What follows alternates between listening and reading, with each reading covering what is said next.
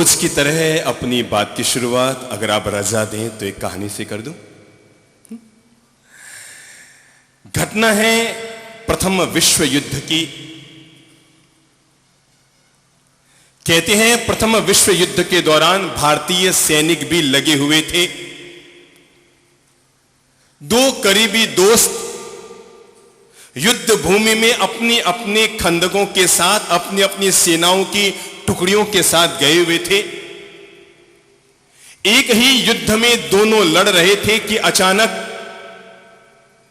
युद्ध की दूसरी भूमि पर बम फूटा, गोलीबारी हुई, आग फैली और इधर खड़े हुए दोस्त ने उछल कर देखा कि उस बम के फूटने में उसका जो दोस्त था वो घायल हो चुका है। उसने उछल कर देखा कि उसके दोस्त के क्या हाल है, तो उसे साफ साफ खबर लग गई कि बम फूटने से उसका दोस्त घायल हो चुका है। उसने अपने लेफ्टिनेंट से कहा कि सर मुझे रजा दीजिए, मेरा दोस्त वहां युद्ध की भूमि में बम फटने से घायल हो गया है, मैं जाकर उसे यहां लेकर आना चाहता हूं। लेफ्टिनेंट ने कहा इतना जबरदस्त बम विस्फोट हुआ है, इतनी जबरदस्त गोलीबारियां हुई है, तय है कि तुम्हारा दोस्त मर ही गया होगा। अब तुम बेवजह अपनी जान खतरे में डालकर क्यों जा रहे हो? वैसे भी हमारी सैन्य टुकड़ी में सैनिक बहुत कम बचे हैं और अगर तुम इस तरह जान को हथेली में लेकर अपने दोस्त के लिए चले गए तो शायद ये तुम्हारे लिए बड़ा महंगा खेल होगा। तुम्हारी जान भी जा सकती है, इसलिए तुम्हारा न जाना ठीक है, फिर तुम्हारी जैसी इच्छा। सैनिक ने कहा सर मैं अपने आप को रोक नहीं पा रहा हूं, मेरी जिंदगी का सबसे जिगरी दोस्त है वो, और आज वो युद्ध की भूमि में हो सकता है आप कहते हैं मर गया होगा, पर हो सकता है वो घायल हो। मेरी इच्छा हो रही है कि मैं हर हालत में जाऊं। सर मुझ पे भरोसा कीजिए, मैं उसे भी ले आऊंगा और खुद भी सुरक्षित लौट आऊंगा। लेफ्टिनेंट ने फिर समझाने की कोशिश की और कहा कि तुम जान को खतरे में डाल रहे हो, मुझे अपनी सैन्य दल की भी इतनी चिंता नहीं जितनी तुम्हारी चिंता है, क्योंकि तुम हमारे पूरे सैन्य दल में सबसे मजबूत सैनिक हो, सबसे हौसलेदार सैनिक हो, और अगर फिर भी तुम्हारी इच्छा है तो तुम चले जाओ। उसने आधा मिनट कुछ सोचा, एक और अपनी जान, एक और अपनी जिंदगी, एक और दोस्त। उसे लगा कि शायद ये मेरा जिंदगी का वो जिगरी दोस्त है जिसके लिए जान भी खतरे में डालूं तो दिक्कत नहीं, और वह निकल पड़ा। सारे सैनिक उसे रोकते रहे पर वो निकल पड़ा।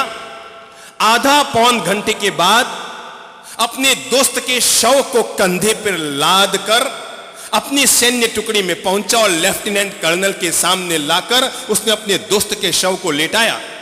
लेफ्टिनेंट कर्नल ने कहा मैंने तुम्हें पहले ही कहा था ना वो मर गया होगा, तुमने बेवजह है अपनी जान जोखिम में डाली और अपने दोस्त के लिए तुम चले गए।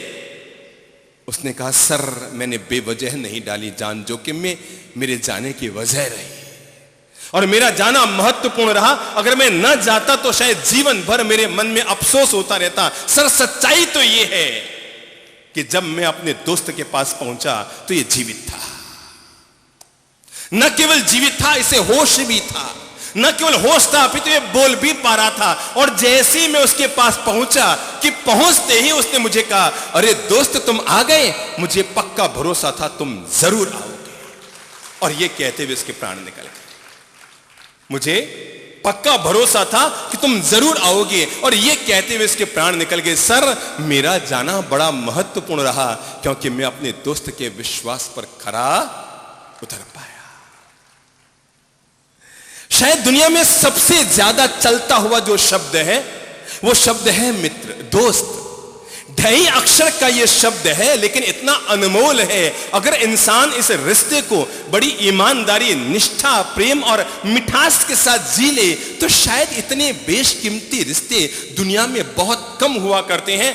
अगर आदमी इस रिश्ते को ईमानदारी और निष्ठा के साथ जीना सीख ले तो शायद इसकी तुलना में दुनिया में बहुत कम शब्द है जिनको हम खड़ा कर सकते हैं। ढाई अक्षर की दुनिया में कई सारे शब्द हैं। पहला है मित्र, दूसरा है धर्म, तीसरा है प्रेम। ये सब ऐसे शब्द हैं ढाई अक्षर के जिनके भीतर बड़ी जीवंत आत्मा, जीवंतता छिपी हुई है। आदमी कैसा होता है पता है? जैसा उसका दोस्त होता है। जैसा मित्र होता है वैसा ही इंसान का चरित्र होता है। अगर किसी व्यक्ति को अपने चरित्र को अच्छा और बेहतरीन बनाए रखना है तो उसके लिए जरूरी है कि वह अपने जीवन में मित्र भी अच्छा बनाए रखे। मैंने कहा जैसा इंसान का मित्र वैसा ही इंसान का चरित्र। सच्चाई तो यह है कि जैसा इंसान का चरित्र वैसा ही इंसान का मित्र। आदमी के जैसे मित्र होते हैं जिंदगी का वैसे ही निर्माण होता है। आदमी के जैसे दोस्त होते हैं जीवन उस दिशा की ओर बढ़ता चला जाता है। या ये कहूं कि आदमी का जैसा नजरिया होता है आदमी अपनी जिंदगी में ऐसे ही दोस्तों को अपनी जिंदगी में इकट्ठा किया करता है। अगर किसी आदमी की जिंदगी का निर्माण हुआ तो जरूर किसी न किसी दोस्त का हाथ रहा, पर अगर कोई आदमी नीचे गिरा तो गिरने में भी किसी न किसी दोस्त का ही हाथ रहा। भले ही कोई पिता शराब पीता रहा हो सकता है किसी का पिता पीता रहा हो, किसी का पिता पीता रहा हो, लेकिन फिर भी वो कतई नहीं चाहेगा कि उसकी संतान भी पिए। क्यों जी चाहेगा? कोई इंसान हो सकता है कि गुटखा चबाता रहा हो, पर यह कतई नहीं चाहेगा कि उसकी संतान, उसके बेटे पोते या भाई भी ऐसे दुर्व्यसन के आदी बने। हो सकता है किसी की सिगरेट पीने की आदत हो, पर वो कतई नहीं चाहेगा कि उसका छोटा भाई या उसके बच्चे सिगरेट पिए। पर आपको पता है अगर किसी दोस्त में कोई गलत आदत है तो वो क्या चाहेगा? याद कीजिए, अगर किसी भी व्यक्ति में कोई एक बुरी आदत जीवन में पड़ी हुई है तो अपनी जीवन की उस बुरी आदत को याद कीजिए। उस बुरी आदत को आपको किसने सिखाया? पिता ने सिखाया। अगर किसी की पीने की आदत है, अगर गुटखा चबाने की आदत है, अगर जर्दा फूंकने की आदत है, अगर सिगरेट पीने की आदत है, तो हमें याद करें कि क्या यह आदत हम जन्मजात लेकर आए? क्या यह आदत हमारी मां ने हमें सिखाई? क्या यह आदत पिता से हमारे जीवन में आई? क्या यह आदत हमारे घर के बड़े बुजुर्गों ने हमें सिखाई? क्या यह आदत हमारे परिवार और परिजन और भाइयों से आई? जब आप याद करेंगे तो आपको याद आएगा 99% इस दुनिया में किसी की जिंदगी में कोई बुरी आदत है तो इसमें किसी न किसी बुरे आदमी की सोहबत का कारण रहा है। 99%। किसी की भी जिंदगी में अगर कोई बुरी आदत है तो 99% तो क्या 100% आप पाएंगे कि कहीं न कहीं कोई बुरी सोहबत रही और इस बुरी सोहबत के चलते आदमी की जिंदगी में बुराइयां आ गई। इसलिए अपनी जिंदगी में याद रखना, पत्नी चाहे जैसी आ जाए चलेगी, बहुत ज्यादा दुख नहीं देगी आपको।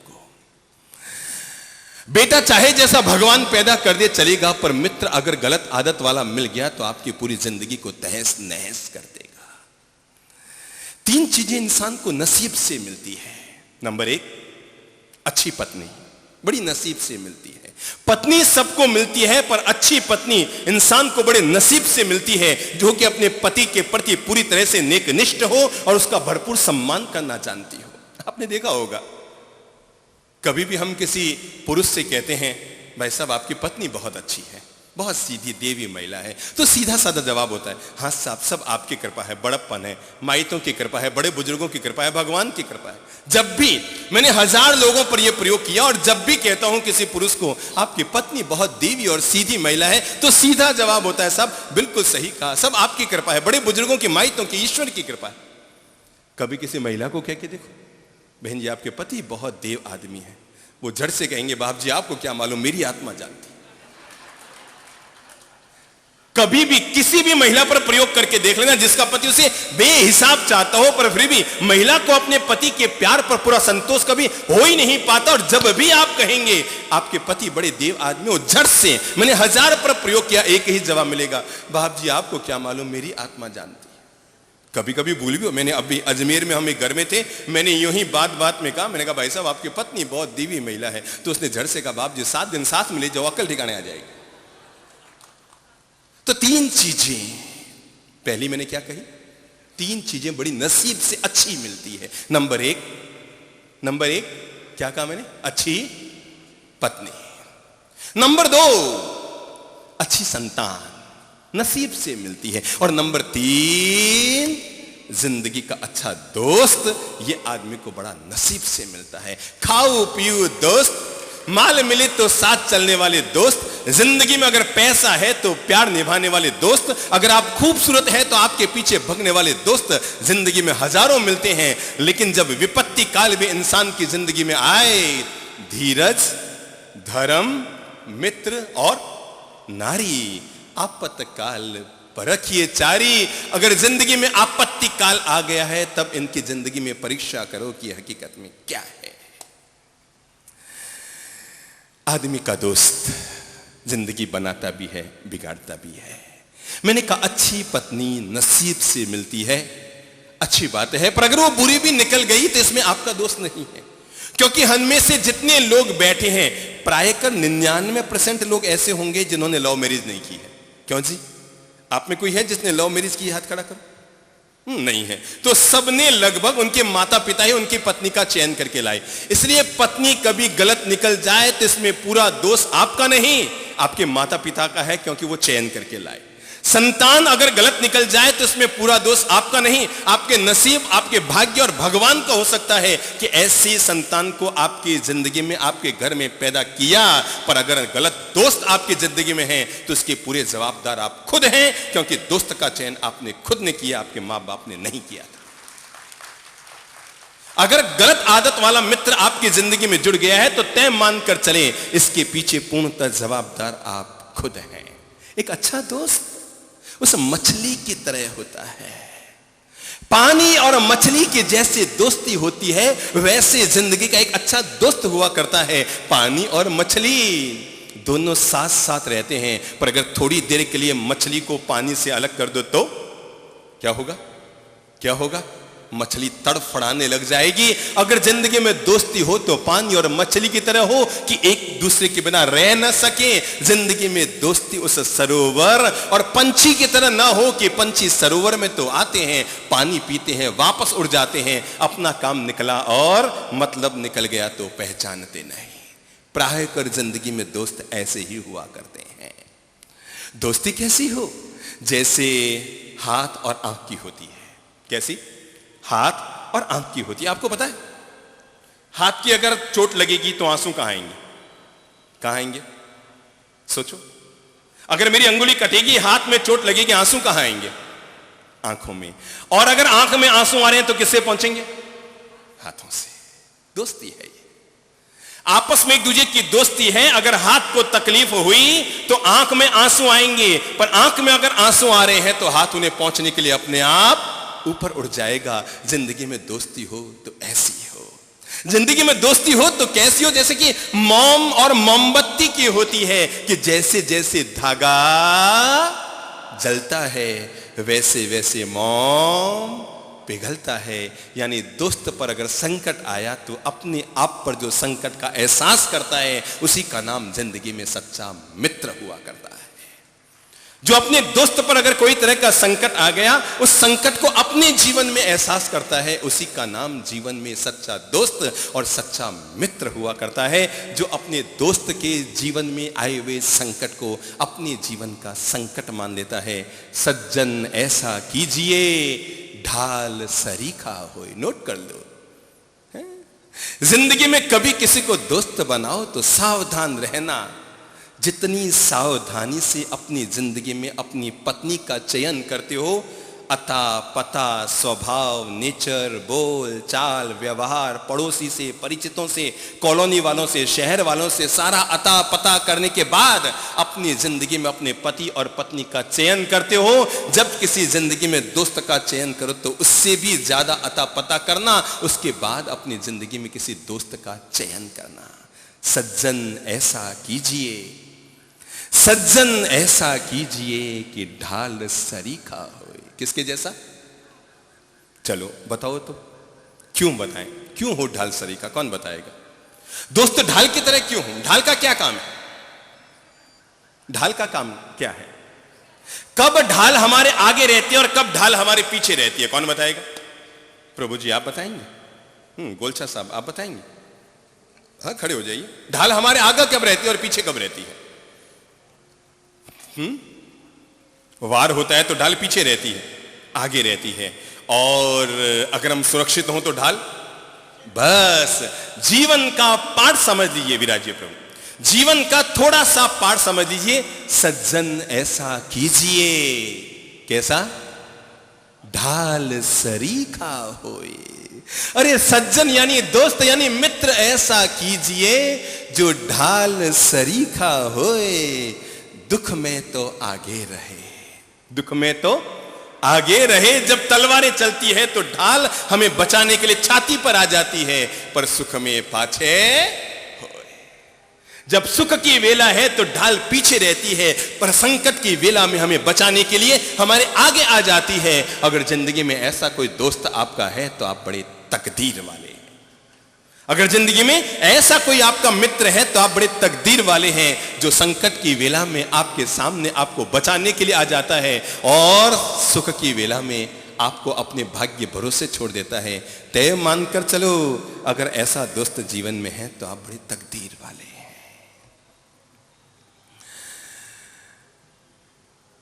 दोस्ती को कैसे जिए, आओ कुछ प्यारी सी मीठी सी बातें अब आपसे इजहार करता हूं। मुझे याद है कि दो दोस्त अपने गांव से दूसरे गांव की तरफ जा रहे थे। रास्ते में चुनाव चूंकि सामने थे तो किसी चुनाव की बात को लेकर आपस में बहस छिड़ गई। आपस में बहस छिड़ गई, दोनों बहस करते रहे। उनमें जो दोस्त उम्र में करीबन 6 महीने बड़ा था, अचानक वो अपना आपा खो बैठा और उसने अपने दोस्त के गाल पर चांटा मारा कि तुम भी हर बात पे जिद पे अड़े रहते हो, जब देखो तब अपनी जिद पे अड़े रहते हो। और ये कहते हुए दोस्त के गाल पर चांटा मार दिया। जैसे उसने चांटा खाया वो थमा गया कि यार इतनी सी बात पर चांटा मारने की कहां जरूरत, पर फिर भी बड़े जिगरी दोस्त थे, सो अपने दोस्त के चांटे को भी सहन कर गया। पर उदास होकर, रुष्ट होकर वहीं पेड़ के नीचे बैठ गया और बैठे बैठे उसने मिट्टी पर लिखना शुरू किया, ओह मेरे दोस्त ने आज मुझे चांटा मारा। किस पे लिखा? तिनका हाथ में था, मिट्टी सामने पड़ी थी, बेलू सामने पड़ी थी, मेरे दोस्त ने मुझे चांटा मारा। चांटा मारने वाले दोस्त को भी एहसास हुआ कि शायद मैंने गलत काम कर दिया, इतनी सी बात पर अपने दोस्त को चांटा नहीं मारना चाहिए था। और उसने झट से सॉरी कहा, सॉरी भैया, सॉरी। बात खत्म हो गई और आगे रवाना हुए। और चलते चलते दोपहर की सांझ के बीच की वेला आ गई। जिस दोस्त ने चांटा खाया था उसे बड़ी जोर की प्यास लगी। उसने कहा भैया मुझे तो बहुत जोर की प्यास लग रही है, सामने तालाब है, मैं पानी पी के आता हूं, उसके बाद चलेंगे। तो ये दोस्त जिसने चांटा मारा था वो पेड़ के नीचे बैठ गया और दूसरा दोस्त पानी पीने के लिए तालाब में चला गया। लेकिन पता नहीं क्यों वो पानी में, तालाब में घुसा था पानी पीने के लिए, अचानक उसका पांव फिसला और उसे लगा कि वो पानी में डूबता जा रहा और उसने आवाज लगाई जोर से, बचाओ बचाओ बचाओ। और ये आवाज देते ही पेड़ के नीचे बैठा हुआ दोस्त दौड़ता हुआ आया और पानी में डूबते हुए अपने दोस्त को देखा। तैरना तो उसको भी नहीं आता था, पर अपने दोस्त की जान बचाने के लिए उसने अपनी जान की बाजी लगा दी और खुद पड़ा पानी में और लगभग डूबे हुए से अपने दोस्त को पकड़कर बाहर निकाल कर लाया। उसका पेट पानी से भर गया था, उसको उल्टा किया, पेट का पूरा पानी निकाला, शरीर में गर्माहट दी, वापस उसको होश आया। और होश आने पर उसे पता लगा कि इस तरह वो पानी में डूब रहा था, मर रहा था और ये दोस्त उसको बचा कर लाया। ठीक हुए, रवाना होने लगे तो जो पानी में डूब रहा था उसने कहा 2 मिनट ठहरो भैया। तब वहीं उसने पास में पड़ी हुई एक लोहे की कील उठाई। क्या किया? पास में पड़ी हुई एक लोहे की कील उठाई और लोहे की कील उठाकर वहीं सामने एक पत्थर की शिला पड़ी थी, उस पत्थर की शिला पर गया और वहां पर जाकर जोर लगाकर पत्थर की शिला पर खोदने लगा, जोर लगाकर खोदने लगा। मेरे दोस्त ने मेरी जान बचाई। क्या लिख रहा था? मेरे दोस्त ने आज मेरी जान बचाई। और उसने पत्थर पर खोदना शुरू किया और जब पत्थर पर खुद गया तो दोनों दोस्त रवाना हुए। रास्ते में एक ने दूसरे से पूछा कि यार एक बात बता, जब मैंने तुमको चांटा मारा, जब मैंने तुमको चांटा मारा तब तो तूने मिट्टी पर लिखा, और जब मैंने तुम्हारी जान बचाई तब तूने पत्थर पर खोदा, इसका कारण क्या है? उसने कहा दोस्ती की उम्र को लंबा करने का यही तो तरीका है कि अगर दोस्त कभी चांटा मार दे, कभी कोई अपमान कर दे, कभी कोई टेढ़ा शब्द बोल दे, कभी कोई उल्टी सीधी बात कर दे तो मिट्टी पे लिख दो, ताकि उस बात की उम्र उतनी ही रहे जितनी मिट्टी में हवा की उम्र रहती है। हवा का झोंका आएगा, मिट्टी उड़ जाएगी, बात खत्म हो जाएगी। पर तूने मेरी जान बचाई, ये जिंदगी भर याद रखने की बात है। जब भी इधर से गुजरूंगा तुम्हारे एहसान को याद करता रहूंगा, ये मेरा वो दोस्त है जिसने मेरी जान बचाई। अगर आप भाई भाई हैं, अगर आप भाई भाई हैं, हो सकता है भाई भाई में, दोस्त दोस्त में, मित्र मित्र में, परिचित परिचित में, देरानी जेठानी में, सास बहू में कभी कोई बात हो भी जाए, कभी कोई कहा सुनी हो भी जाए, कभी कोई दिक्कत हो भी जाए, लेकिन किस पे लिखोगे? मिट्टी पे लिखा, हवा का झोंका आया, बस। दरारें तीन तरह की होती है। एक पानी की दरार, एक पानी की दरार, एक मिट्टी की दरार, एक तालाब की दरार, और एक और होती है पत्थर की दरार। चार तरह की दरारें हुई। कौन कौन सी? पानी की दरार, कितनी उम्र होगी? एक थाली में पानी भरिए, अंगुली चलाइए, पानी में क्या आएगी? क्या आएगी? अंगुली चलाई, पानी में क्या आएगी? दरार आएगी। पर उसकी उम्र कितनी रहेगी? अगर आप सगे भाई भाई हैं, अगर आप मेरी बात को जिंदगी भर के लिए नोट कर सकते हैं तो नोट कर लीजिए। और वो इतनी सी बात है कि अगर कभी जिंदगी में किसी बात को लेकर हल्की सी दरार आ भी जाए तो उसकी उम्र कितनी रखिए? कितनी?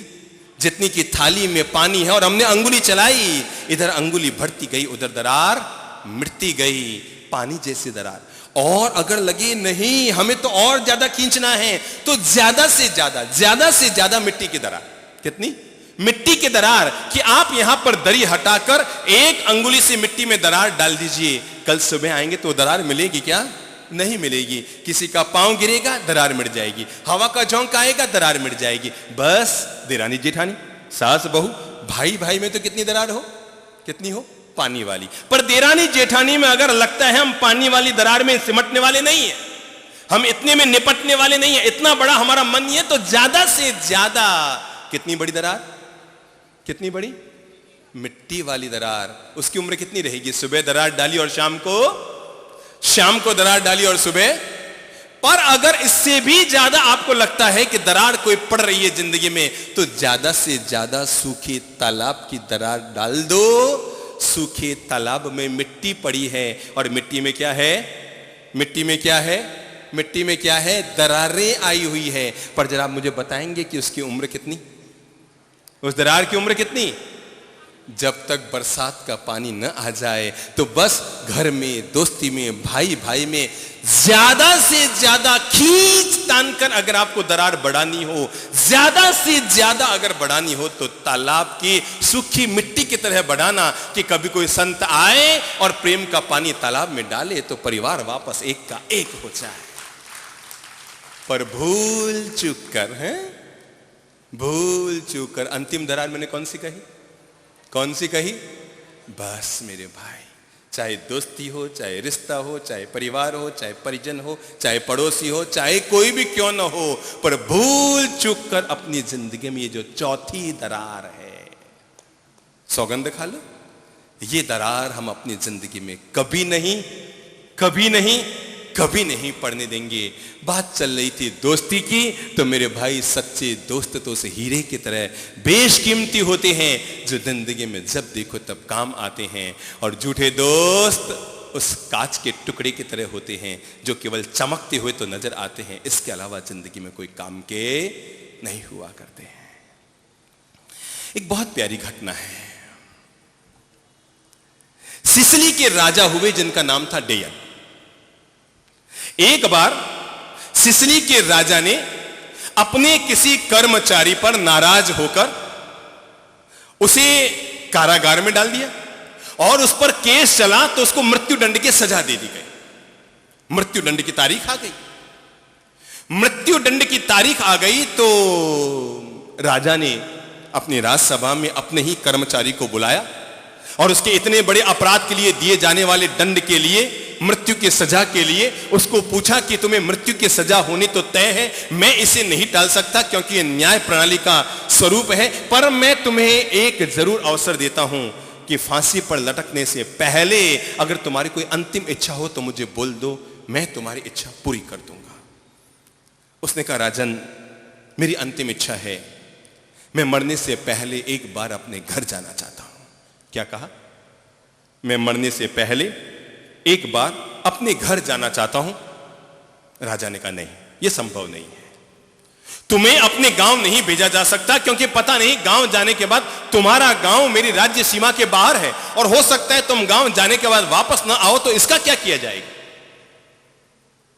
उसने कहा, राजन, अगर आप कहें तो मेरा एक दोस्त इस शहर में रहता है, मैं उससे पूछ लूं, अगर वो मेरी जगह है, जब तक मैं ना आऊं तब तक वो कारागार में रहने को तैयार हो जाए तो राजा ने कहा ठीक है।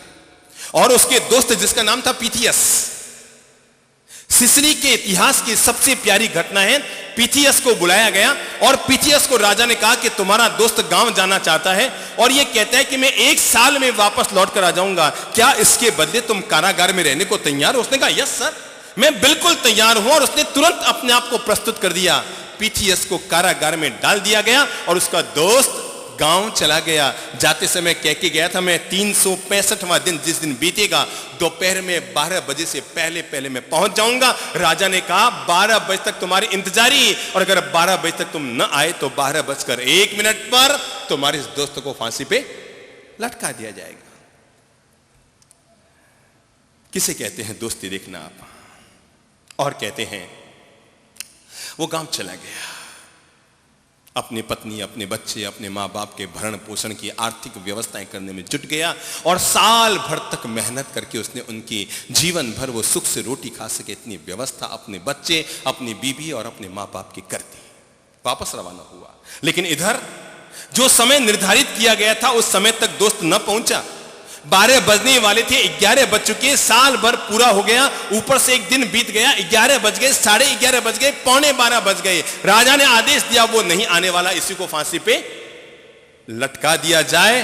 फांसी पे लटकाने की तैयारी ही बस इंतजारी चल रही थी। 11:57, 58, 59, और जैसे ही 12 बजने का घंटा बजने वाला था कि वो दोस्त चिल्लाता हुआ आया, ठहरो ठहरो ठहरो ठहरो, इसको फांसी पे मत लटकाओ, मैं आ गया हूं, इसको फांसी पे मत लटकाओ। वो पहुंचा वहां पर और कहा, अनर्थ हो जाता दोस्त, अगर मैं 2 मिनट भी लेट हो जाता जिंदगी भर अपने आप को माफ नहीं कर पाता। पीथियस ने कहा, मेरे प्यारे दोस्त, अनर्थ क्या होता अगर तुम 2 मिनट लेट आते तो मुझे मजा आ जाता। अरे इतिहास में दोस्ती की मिसाल कायम हो जाती। न चाहत है सितारों की, न तमन्ना है नजारों की। न चाहत है सितारों की, न तमन्ना है नजारों की। अरे एक प्यारा सा दोस्त जिंदगी में मिल जाए तो क्या जरूरत है हजारों की। अगर एक प्यारा सा दोस्त जिंदगी में मिल जाए। 3 तरह के दोस्त होते हैं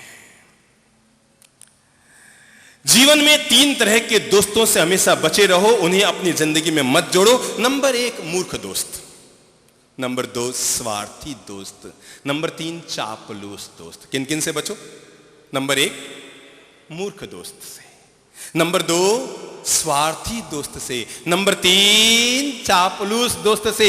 हमने वो कहानी सुनी हुई है कि एक राजा ने अपने यहां अपनी सुरक्षा को पहरेदारी के रूप में किसी बंदर पर खुश होकर अपने बंदर को ही अपनी सुरक्षा के लिए रख लिया। और एक बगीचे में राजा सोया था। राजा, याद है कहानी? राजा बगीचे में सोया था, एक मक्खी बार बार राजा के नाक पर आकर बैठ रही थी और वो मूर्ख बंदर पास में बैठा था। मक्खी को उड़ाने की कोशिश की, न उड़ी, फिर उड़ाया, फिर आई, फिर उड़ाया, फिर आई, फिर उड़ाया, फिर आई, और अंततः बंदर ने राजा की कटार निकाली और मक्खी को मारने के लिए, राजा के नाक पर बैठी हुई मक्खी को मारने के लिए कटार चलाई। मक्खी तो उड़ गई, पर बेचारे राजा की नाक मूर्ख मित्र कदी नहीं कीजे, सांड के अगाड़ी से और गधे के पिछाड़ी से। क्या करो? बचो। किससे बचो? सांड के अगाड़ी से। सांड के आगे से बचो, वो आगे से वार करेगा और गधा पीछे से वार करेगा। पूरा मूर्ख मित्र के आगे से भी बचो और पीछे से बचो, वो सांड और गधे से भी गया बीता है। कब लात मारेगा और कब सींग मारेगा तुम्हें खुद को ही पता न लग पाएगा। नंबर 2 स्वार्थी मित्र से बचो, जो केवल धन को देखकर। सावधान हो जाओ। अगर आप सुंदर हैं तो सावधान रहें, कोई भी आपका दोस्त बन सकता है। अगर आप खूबसूरत हैं तो सावधान रहें, कोई भी आपका दोस्त बनने के लिए आ सकता है। और हां, अगर आप अमीर हैं तब भी सावधान रहें। जैसे मिठाई पर मक्खियां अपने आप आ जाती है, वैसे अमीर आदमी का दोस्त हर कोई बनना चाहता है, गरीब का कोई दोस्त बनना नहीं चाहता। पर अगर आप अमीर हैं, अगर आप खूबसूरत हैं, अगर आपका नाम चलता है, अगर आपका यश चारों तरफ फैला हुआ है, तो तय मानकर चलो लोग चिपकने शुरू हो जाएंगे, लोग आपके करीब आने शुरू हो जाएंगे। पर अगर आप खूबसूरत भी नहीं हैं, अगर आप अमीर भी नहीं हैं, मेरे जैसे हैं, ना तो अमीर हैं ना खूबसूरत हैं, तो चिंता मत कीजिए। जो भी आ रहा है उसको दोस्त बनाते जाइए, क्योंकि वो आपका कभी कुछ बिगाड़ नहीं पाएगा। न तो आपके पास खूबसूरती है, ना आपके पास अमीरी है, इसलिए वो जो आ रहा है वो केवल प्रेम वश तुम्हारे आ रहा है, वो किसी स्वार्थ वश तुम्हारे पास नहीं आ रहा है। स्वार्थी दोस्त बचो। किससे कहा मैंने? स्वार्थी दोस्त। दो दोस्त किसी झील के किनारे घूमने गए थे। झील पर एक बोर्ड लगा हुआ था और बोर्ड पर लिखा हुआ था, डूबते हुए को निकालने वाले को 500 रुपया इनाम। क्या लिखा था?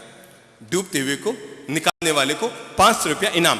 दोनों ही दोस्त खाली थे, कोई धंधा पानी था नहीं, जेब दोनों के खाली। दोनों का एक खेल खेलती है, यार तू पानी में डूब, मैं तुम्हें बचाऊंगा, 500 रुपये कमा लेंगे। दूसरे को भी लगा, यार ये तो बिना मेहनत का धंधा जोरदार है, 2 मिनट में हो जाएंगे। मैं पानी में डूबने की कोशिश करूंगा, चिल्लाऊंगा बचाओ बचाओ बचाओ, और तुम मुझे बचाने आना। अपन दोनों बाहर आएंगे, सामने जाएंगे, 500 का इनाम लेकर आएंगे। बात तय हो गई। एक दोस्त पानी में उतरा और आगे जा रहा है, और आगे जा रहा है, और आगे जा रहा है, और यहां तक पानी आ गया तो चिल्लाना शुरू किया, बचाओ बचाओ बचाओ। अब वो बेचारा यूं ही खड़ा है। दूसरा वाला दोस्त तालाब के किनारे, झील के किनारे यूं ही खड़ा है। वो अंदर से चिल्ला रहा है, मैं मर जाऊंगा, बचाना यार बचा। अरे वो बोर्ड का क्या हुआ? उस पर लिखा हुआ है कि जो भी डूबते हुए को निकालेगा 500 का इनाम, मुझे बचाना। उसने कहा, तू आराम से डूब जा, क्योंकि तूने बोर्ड का एक तरफ का ही भाग पढ़ा है, दूसरे भाग में लिखा है मरी हुई लाश निकालने वाले को 1000 रुपया इनाम। स्वार्थी दोस्त से बचो। देख लो तुम्हारे इर्द गिर्द, हमारी जिंदगी में कहीं ऐसे ही स्वार्थी दोस्त मतलब निकल गया तो अपने अपने मतलब निकालने के लिए, अपना अपना उल्लू सीधा करने के लिए, अपना अपना काम निकालने के लिए, अपनी अपनी जरूरतों को पूरा करने के लिए, अपने अपने स्वार्थों को पूरा करने के लिए, अपने अपने निमित्तों को, कामनाओं को, वासनाओं को पूरा करने के लिए अगर कोई व्यक्ति आपके करीब आ रहा है तो आप सावधान रहें। ये जीवन का दोस्त नहीं, वो आपके जीवन का सबसे बड़ा दुश्मन है, स्वार्थी मित्र। दो दोस्त फिल्म देख रहे थे, दोनों ही मूंगफलियां खा रहे थे। एक ने दूसरे से कहा, यार मूंगफलियां खा रहे हो, छिलके कहां डालूं? क्या कहा? मूंगफलियां खा रहे हो, उनके छिलके कहां डालूं? उसने कहा, पड़ोसी के जेब में डाल दो। कहां डाल दो? सॉरी, इधर तो ये भी नहीं है। पड़ोसी के जेब में डाल दे, पड़ोसी के जेब में डाल दो। उसने कहा, उसको पता लग गया तो उसने कहा, मैंने तेरी जेब में डाला, पता लगा क्या? लोग बड़े स्वार्थी होते हैं। तो नंबर 1, अपनी जिंदगी में बचो। किससे? मूर्ख मित्र से डुबो सकता है। नंबर 2, स्वार्थी मित्र से खुद तो तैर सकता है पर आपको जान से भी मार सकता है। और नंबर 3, केवल जी हजूरी करने वाले। कौन से? आप बड़े अमीर हैं, आप बड़े खूबसूरत हैं, आप बड़े पैसे वाले हैं, बड़ी जमीन जायदाद वाले हैं, बड़ी कोठी वाले हैं, तो सावधान रहें। कोई भी व्यक्ति आपके करीब आएगा आपका दोस्त बनने के लिए, और एक दिन वो अपना तो उल्लू सीधा कर लेगा और आपको सड़क पर लाकर खड़ा कर देगा। अपना तो उल्लू सीधा कर लेगा, पर एक दिन आपको सड़क पर लाकर खड़ा कर देगा। इसलिए उन चापलूस अपनी जिंदगी में शत्रुओं से कम बचो, पर चापलूस मित्रों से ज्यादा बचो। दुश्मनों से कम बचो, चापलूस मित्रों से ज्यादा बचो, क्योंकि वो भीतर ही भीतर घात करेंगे। आपको पता नहीं लगेगा किस दिन आपको खत्म कर जाएंगे। पंचतंत्र की कहानियों में आपने कहानी पढ़ी होगी, चलो अपन याद करते हैं इस कहानी को। और वो थी मगरमच्छ और बंदर की दोस्ती। किसको आती है कहानी? पंचतंत्र की कहानियों में एक को आती है, ठीक है। चलो बाकी सबको सुना दूं, ये बहन जी को आती है। पानी पियो छान के, पर जिंदगी में दोस्त बनाओ भली भांति जान के। कहानी इतनी सी है कि एक मगरमच्छ जो कि पानी का जानवर और एक बंदर जो कि पेड़ का जानवर, दोनों में हो गई एक दिन दोस्ती। बैठे ठाले दोस्ती हो गई और दोस्ती के परिणाम स्वरूप सीधा साधा बंदर रोज पेड़ों से मीठे मीठे जामुन इकट्ठे करके लाता और लाकर मगरमच्छ को देता। मगरमच्छ बड़े मीठी मीठी बातें करता और मीठे मीठे जामुन ले जाकर अपनी पत्नी मगरमच्छी को रोज खिलाता। मगरमच्छ की पत्नी रोज मीठे मीठे जामुनों को खाती और आखिर एक दिन उसने पूछा कि तुम इतने मीठे मीठे जामुन लाते कहां से हो? उसने कहा, मेरा एक दोस्त रहता है झील के उस किनारे पेड़ पर, वो बंदर मुझे इकट्ठा कर करके ला के देता है। मगरमच्छ की पत्नी ने सोचा, ओह, मैं तो अभी अभी ये जामुन खा रही हूं, वो तो पता नहीं कितने वर्षों से खा रहा होगा, अरे मैं उसका दिल खाऊंगी। और ये कहकर उसने अपने पति से कहा, मुझे तुम्हारे दोस्त का दिल चाहिए। उसने कहा, कैसी बात करते हो, मेरा दोस्त, मैं उसका दिल तुम्हें खिलाऊं, मैं उसकी जान खतरे में डालूं, मैं उसको जान से मारूं? ना बाबा ना, मैं नहीं कर सकता। पत्नी ने कहा, ओ लगता है वो बंदर नहीं बंदरिया है और तुम उसके प्रेम में पागल हो गए हो। बड़ी चालाक हो तुम, बंदरिया के प्रेम में पागल हो गए हो। अरे तुम्हें पत्नी नहीं सूझती, वो सूझ रहा है। ओ अब समझ में आई। और उसने ये जो घड़ियाली आंसू आते हैं ना, ये तभी से शुरू हुए, दिखावटी आंसू। कौन से? घड़ियाली दिखावटी आंसू। और तब उसने आंसू बहाने शुरू किए, झुरझुर झुरझुर। तुम मुझसे प्यार ही नहीं करते, तुम प्यार तो उससे करते हो, तभी तो उसका कलेजा लाकर। और वो झरझर झरझर झरझर झरझर घड़ियाली आंसू बहाने लगी। आपको पता है एक पुरुष की कमजोरी क्या होती है? महिला के आंसू। और वो आंसू देखते हैं, ठीक है जैसा तू कहे, ठीक है तू जैसा कहे वैसे कर लेंगे। और मगरमच्छ तैयार हो गया, बंदर के पास गया, कहा, भैया बंदर मामा, मेरी जो पत्नी है ना, अपने हाथ से तुम्हें खाना खिलाना चाहती है, बहुत जिद कर रही है।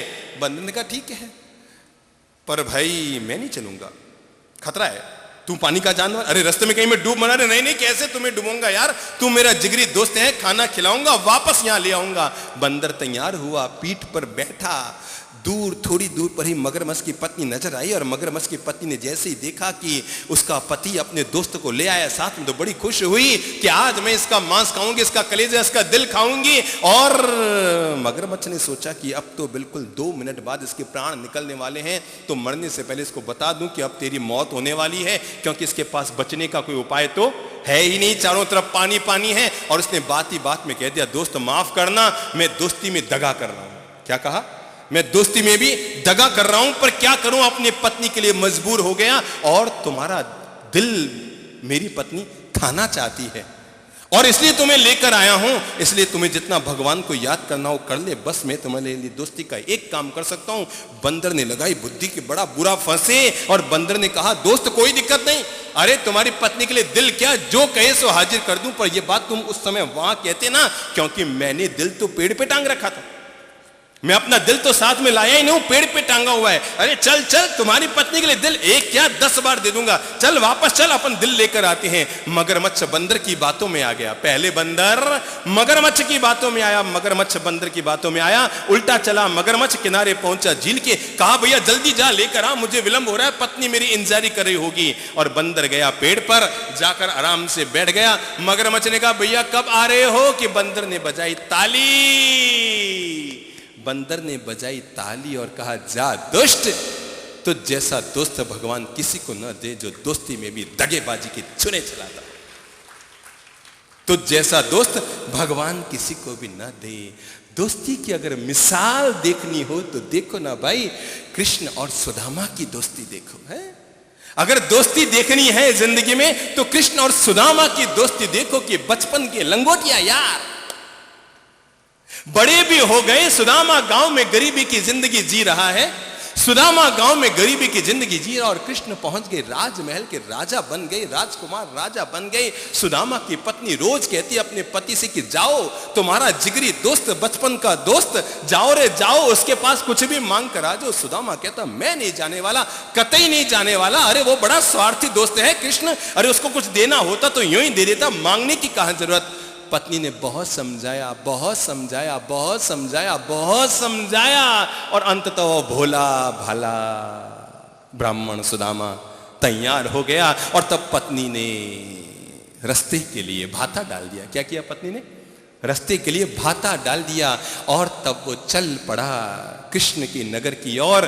पहुंचा राजमहल के बाहर और जैसे राजमहल के बाहर पहुंचा कि फटी हुई धोती, फटी हुई लंगोटी, हाथ में टूटी फूटी सी मुड़ी हुई लकड़ी, झुकी हुई कमर और गले में कंदोली, और उन सब को लेकर वो फटे हाल सुदामा जब कृष्ण के द्वार पर पहुंचा तो द्वारपालों ने रोक दिया कि अंदर नहीं जा सकते। और तब सुदामा के भीतर से आवाज निकल पड़ी, अरे द्वारपालों,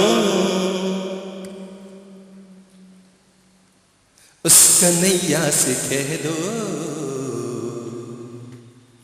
दर पे सुदामा।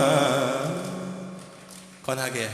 गरीब आ गया है, भटकते भटकते न जाने कहां से तुम्हारे महल के करीब आ गया है, तुम्हारे महल के करीब आ गया है। अरे द्वारपालों, उस कन्हैया से कह दो, अरे द्वारपालों, कन्हैया से कह दो दर पे सुदामा करीब आ गया है, दर पे सुदामा गरीब आ गया है। भटकते भटकते न जाने कहां से, भटकते भटकते न जाने कहां से तुम्हारे महल के करीब आ गया है, तुम्हारे महल के करीब आ गया। हाथ बोलो, मीठी मीठी ताली बजा लो।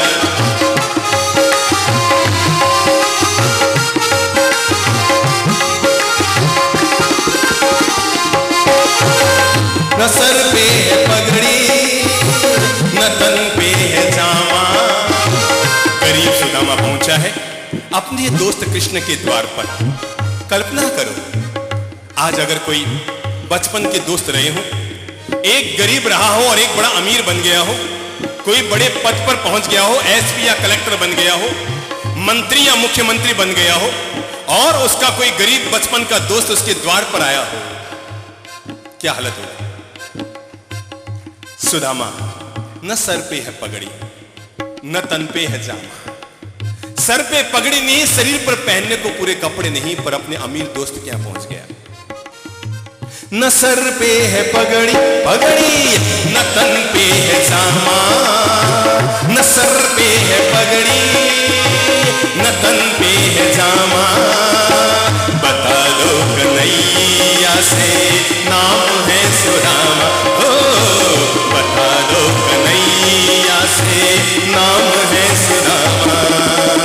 न सर पे है पगड़ी, न तन पे है जामा, बता दो कन्हैया से नाम है सुदामा। अरे द्वारपालों, कन्हैया से कह दो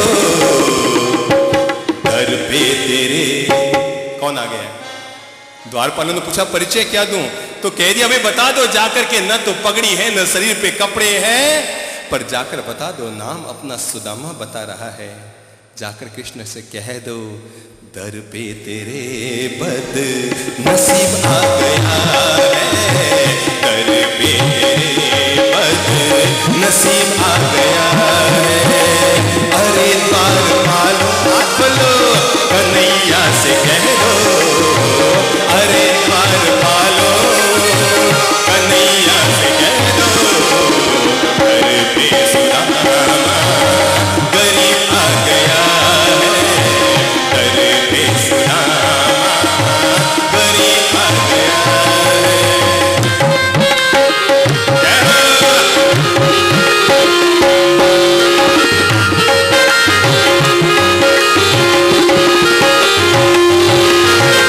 सुनते ही दौड़े। कल्पना करो, एक राजा के यहां उसके बचपन का एक गरीब दोस्त फतेहा उसके द्वार पर पहुंचा है। और कोई राजा होता तो क्या जवाब दिया जाता? क्या होता बताओ? या तो कहते दरवाजे से भगा दो, या कहते कहीं कमरे में डाल दो, या कहते 2 रोटी खिला दो, या कहते उसको बैठा दो, जब वक्त मिलेगा तो मिलूंगा। पर दोस्ती थी सुदामा और कृष्ण की, आदर्श। सुनते दौड़े दौड़े चले आए मोहन, सुनते दौड़े चले आए मोहन, गले से लगाया सुदामा को सोहन, ओ गले से लगाया सुदामा को सोहन, ओ सुनते दौड़े दौड़े चले आए मोहन, गले से लगाया सुदामा को सोहन। हुआ रुक्मणी को बड़ा ही अचंभा, हुआ रुक्मणी को बड़ा ही अचंभा, ये मेहमान कैसा अजीब आ गया है, मेहमान कैसा अजीब आ गया है। अरे द्वारपालो कन्हैया से कह दो, अरे द्वारपालो कन्हैया से कह दो, दर पे सुदामा गरीब आ गया है, दर पे सुदामा गरीब आ गया।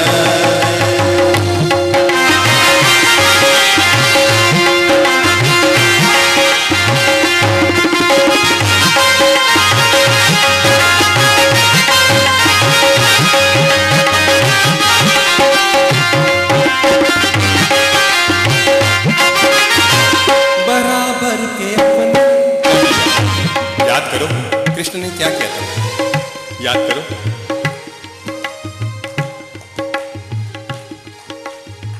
बराबर पे अपने, बराबर पे अपने सुदामा बिठाए, बराबर पे अपने सुदामा बिठाए, बराबर पे अपने सुदामा बिठाए, चरण आंसुओं से शाम ने धुलाए, ओ चरण आंसुओं से शाम ने धुलाए, बराबर पे अपने अपने सुदामा बिठाए, चरण आंसुओं से शाम ने धुलाए, ओ चरण आंसुओं से शाम ने धुलाए। न घबराओ प्यारे जरा मुस्कुरा दो, न घबराओ प्यारे जरा मुस्कुरा दो, खुशी का समा तेरे करीब आ गया है, खुशी का समा तेरे करीब आ गया है। अरे द्वारपालो सुदामा से कह दो, अरे द्वारपालो सुदामा से कह दो, खुशी का समा तेरे करीब आ गया है, खुशी का समा तेरे करीब आ गया है। अरे द्वारपालो सुदामा से कह दो, अरे द्वारपालो सुदामा से कह दो,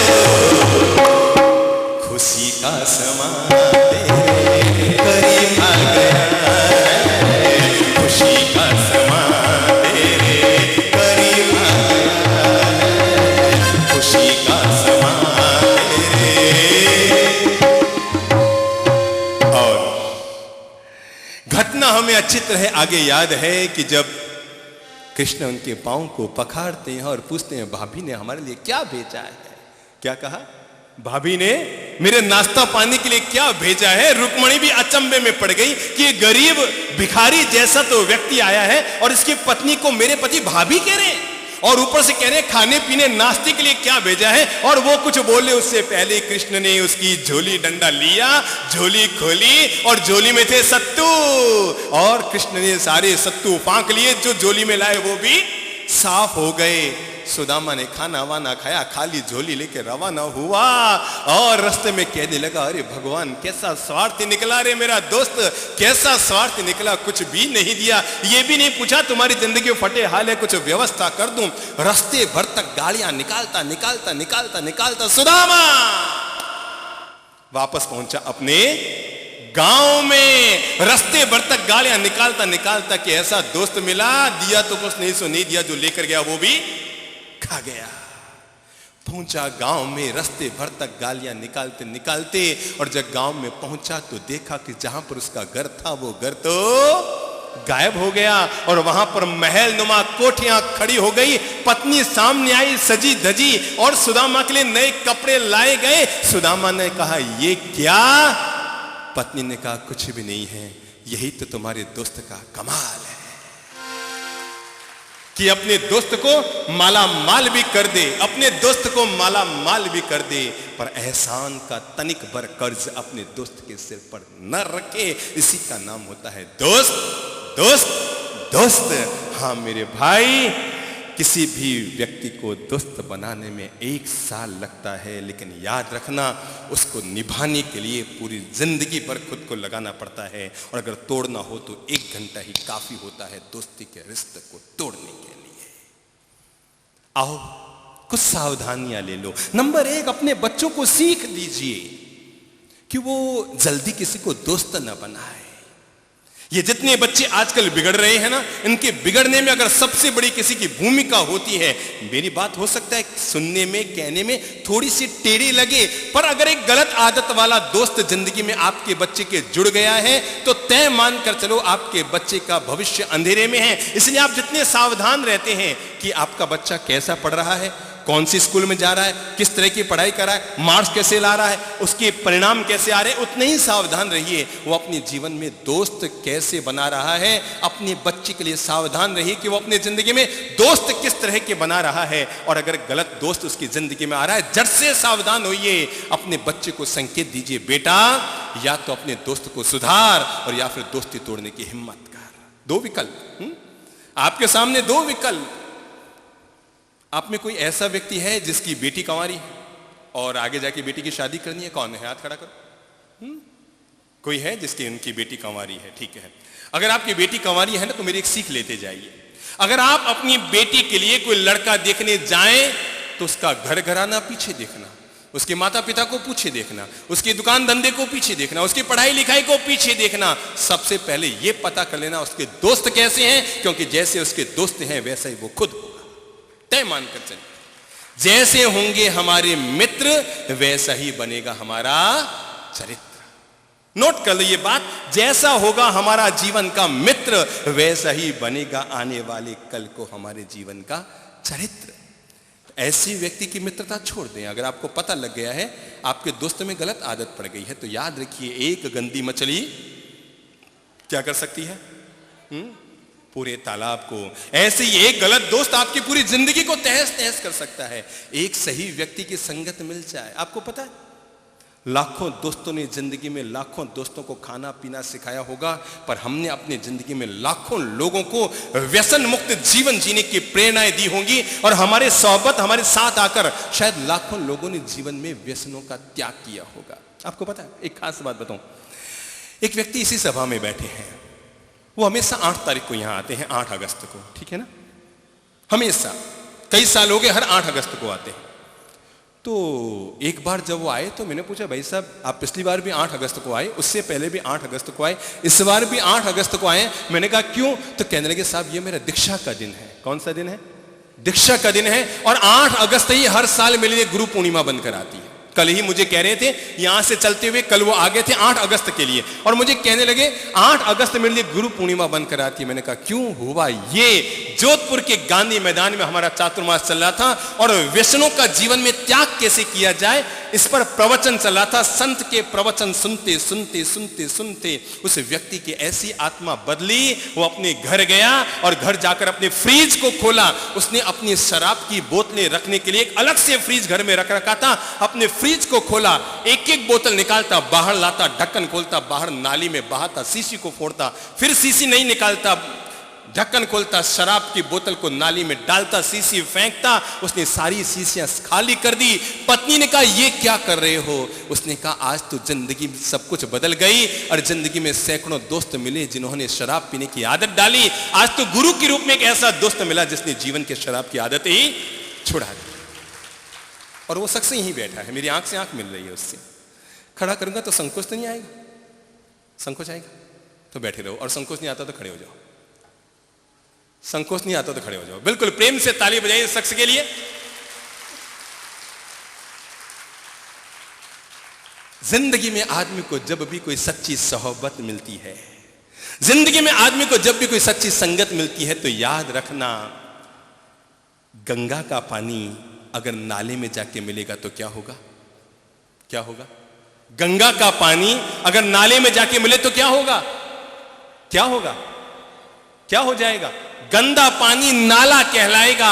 वही नाले का पानी अगर गंगा में जाके मिल जाए तो गंगोदक हो जाएगा। बस जीवन की इतनी सी सीख अपने लिए ले लीजिए। अगर नाले का पानी गंगा में चला गया तो गंगोदक बन जाएगा। तुम कहां हो, कैसे हो, किन के साथ जी रहे हो, सीधी सादी बात है। दूध की दुकान पर खड़े होकर शराब पियोगे तब भी लोग क्या कहेंगे? क्या कहेंगे? दूध पी रहा है।